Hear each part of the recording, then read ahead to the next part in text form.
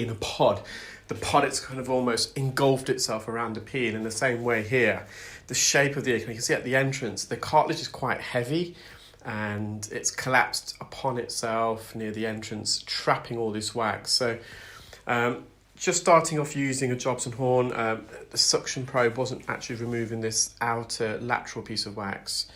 And so I'm just using a Jobson horn. I'm stretching the ear wide open as well. It was quite, as I said, the cartilage here was heavier than normal. So retracting it required a bit more force. And the plan at the moment, because of the consistency of the wax, it's very difficult to suction. This kind of mushy, sticky type of wax, you don't get a suction grip, and instead it actually blocks the suction probe. So I'm just trying to scoop out the more lateral wax with the Jobson horn. Patient has got a bit of otitis externa. You can see that from the colour of the ear canal. It's a bit more red and inflamed than usual, and you've got a lot of dry skin flakes there. And I'm just using the Jobson horn now to almost scoop the wax up against the superior canal wall and then outwards. So I've just come back in with the Zollner suction probe to stretch the ear open, the entrance at least as well. I'm going to again put a lot of force with the suction probe to lift the cartilage, and this wax is strongly adhered to the posterior canal wall, and you can see the skin adhesions there also at the base of the ear canal. So we're just trying to loosen these skin adhesions off the canal wall, which then enables me to extract and bring this wax forwards.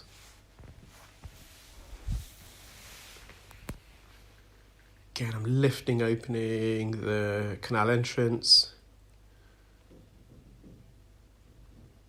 So this wax has been there for a while. You can tell by the colour it's a bit darker than the normal shade of wax.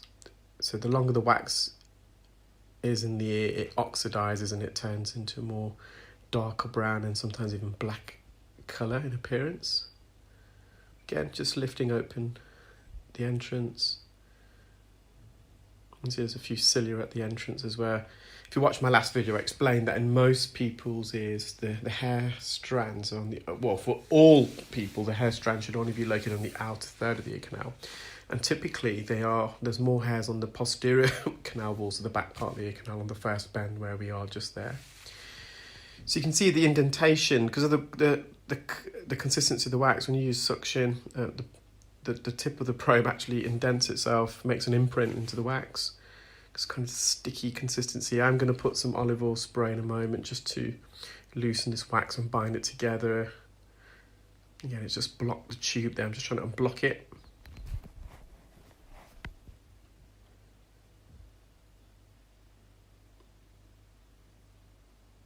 And this is why endoscopic earwax removal is so good, because we can actually use the endoscope to stretch open the ear and straighten it. So the entrance, if you remember, is quite collapsed, it's quite narrow. And I'm just using the suction tip at the top of the wax. I'm going to roll it downwards and away from the eardrum. But again, it's just blocked my suction tube again. So I've just put some olive oil spray in now just to help lubricate the canal wall and the wax, but also to bind the wax together. I'm just suctioning some of the excess oil that's drizzled out into the concha bowl.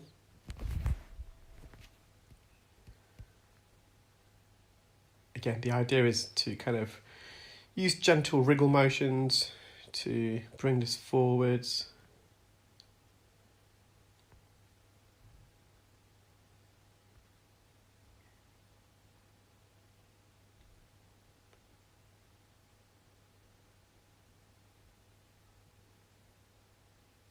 A bit of keratin there. You see the tail of keratin, so that would have enveloped the plug of wax. So going back in on the posterior inferior canal wall, just slowly but surely bringing this forwards. Now, this plug of wax, as I said at the beginning, the ear canal has almost trapped this wax in, so we just wriggle it out. I think there's still a bit more, so just lifting the canal open.